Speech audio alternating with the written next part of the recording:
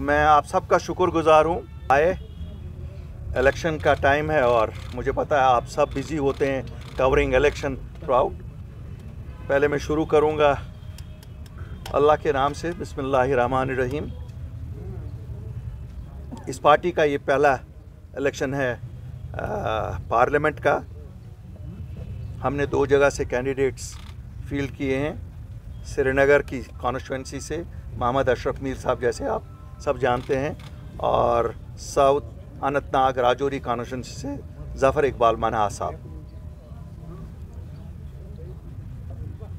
North में कश्मीर में हमने कैंडिडेट फील्ड नहीं किया है और मुझे आज खुशी होती है कहते हुए कि we'll be extending support to peoples conference led by Sajjad Ghani loan in the north.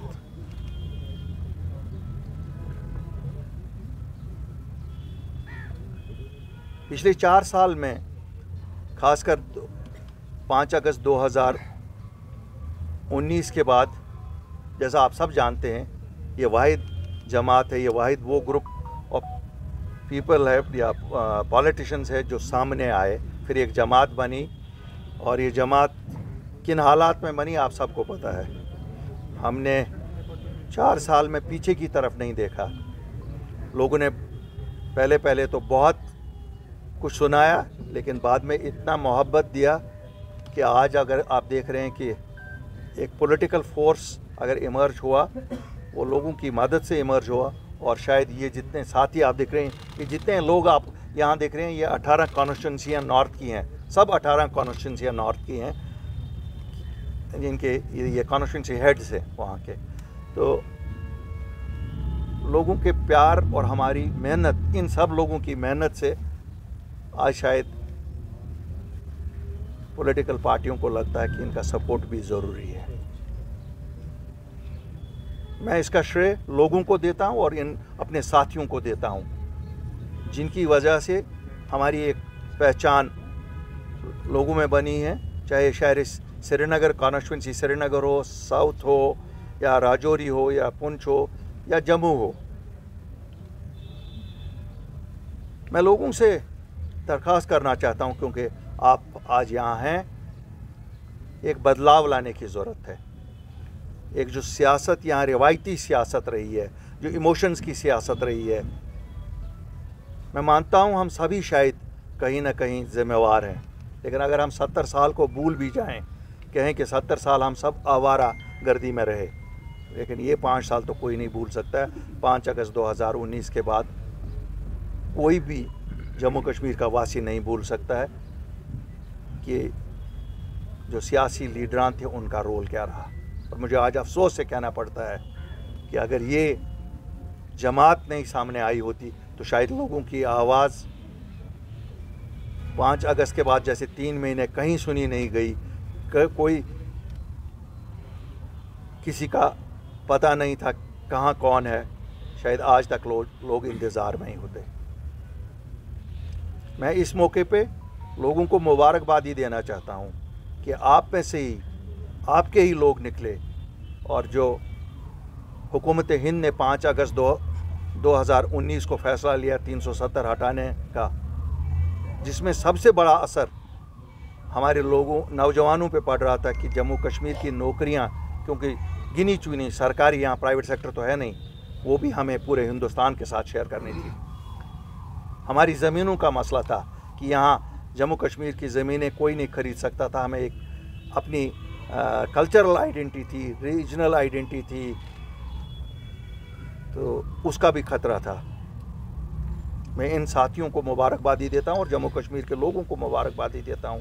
हम जब गए, दिन के उजाले में वज़ीर आज़म हिंद से मिले, होम मिनिस्टर से मिले, हम इस चीज़ से नहीं डरे कि हमें क्यों जाना है, हमें क्यों मिलना है। हम भी क्लैंडस्टाइनली मिलना का डिसाइड कर सकते थे, लेकिन चूंकि हमें लोगों के मसले थे, अपना कुछ लाना नहीं था। आप सब जानते हैं, हमने ज़मीनों का भी प्रोटेक्शन लाया और जॉब्स का भी प्रोटेक्शन लाया।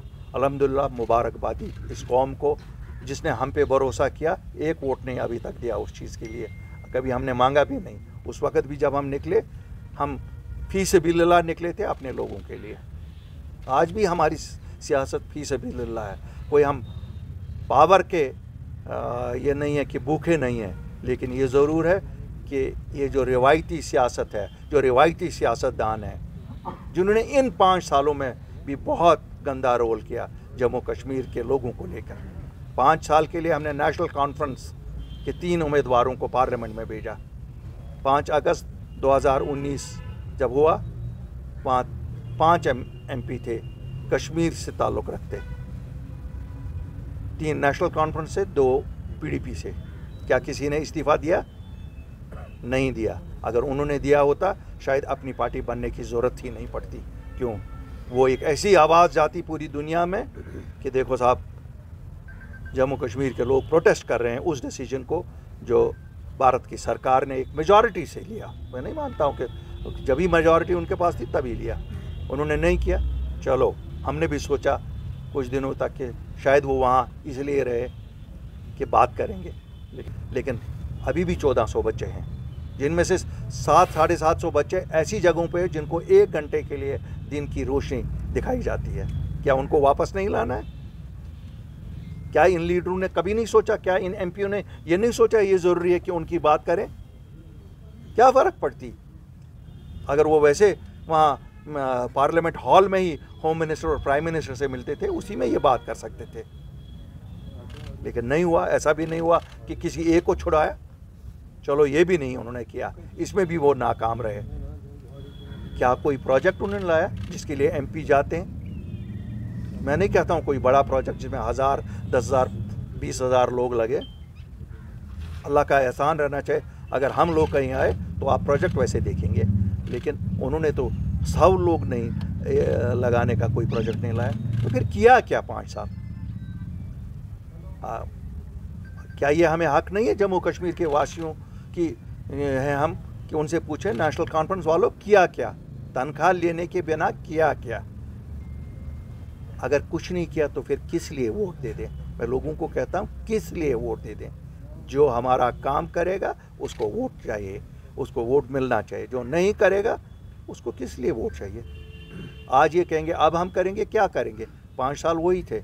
پھر جیسے انڈیکیشنز آ رہے ہیں, جیسے آپ ہی میڈیا والے سب کہہ رہے ہو روز کہ شاید بھاجپا کی سرکار واپس آ رہی ہے. جب یہ پہلے ان سے کچھ نہیں کرا سکے تو آگے کیا کرائیں گے؟ اب یہ کہتے ہیں کہ ہم ایک جماعت کا حصہ, ایک الائنس کا حصہ ہے, جس الائنس کا لیڈر کہتا ہے میرا بینک اکاؤنٹ بند ہے, میں بینک اکاؤنٹ نہیں کھول سکتا ہوں. بھیا میرے تو 1400 بچے رہا ہونے, میرے تو 37,000 ویریفیکیشنیں پینڈنگ ہے, میری تو 5,500 ان بچوں کی ویریفیکیشنیں پینڈنگ ہے جن کو نوکریاں کمپٹیشن سے ملی ہے, میری تو اسٹیٹ ہوڈ ابھی باقی ہے, میرا تو ایسپا اٹھنا ہے, میرے تو کتنی چیزیں باقی ہے. میں تو اپنے لیے نہیں نکلا ہوں, اور مجھے اگر لوگوں کے لیے کام پورے کرنے ہیں اور اس اپنی پارٹی کے کور ایجنڈا کو فلفل کرنا ہے, تو کور ایجنڈا تو ہمارا یہی تھا نا, protection of jobs, protection of land rights and restoration of the statehood. تو میں سپورٹ چاہتا ہوں اپنے لوگوں کا ان مقاصد کو پورا کرنے کے لیے, اور ان مقاصد کو اگر کوئی اور بھی پورا کر سکتا ہے اس کو ہم سپورٹ دیں گے.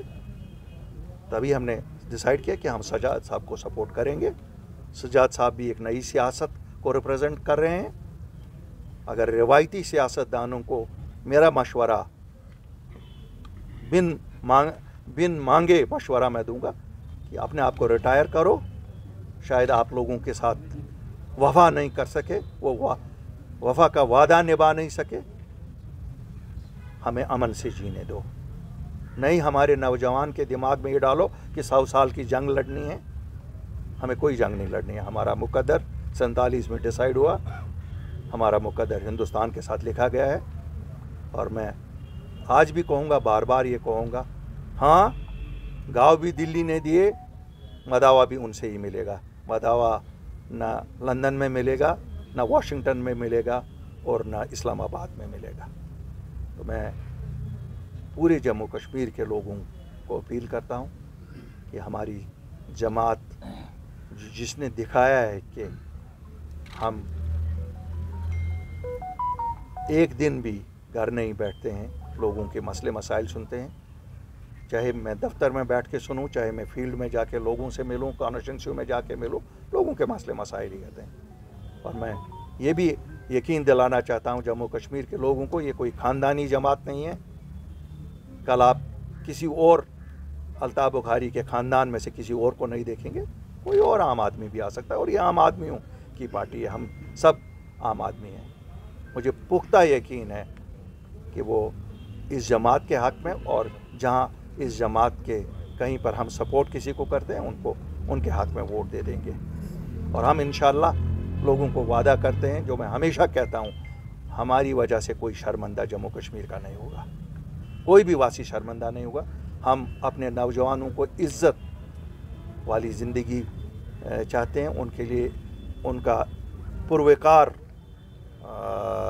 دن گزرنا چاہیے۔ وہ بھی اسی طرح سے پورے ہندوستان میں جا کے اپنا کام کریں یا سیر تفریح کریں جس طرح کوئی بھی ہندوستان کا نوجوان گھومتا ہے، جس طرح وہاں کے نوجوان یہاں آ کے گھومتے ہیں۔ We are very best host and we expect the same treatment for our youngster lot, جو باہر جانا چاہتا ہے، جن کی ایسپیریشنز سیم ہے جو پورے ہندوستان کی ایسپیریشنز ہیں۔ Thank you very much, I am open to questions.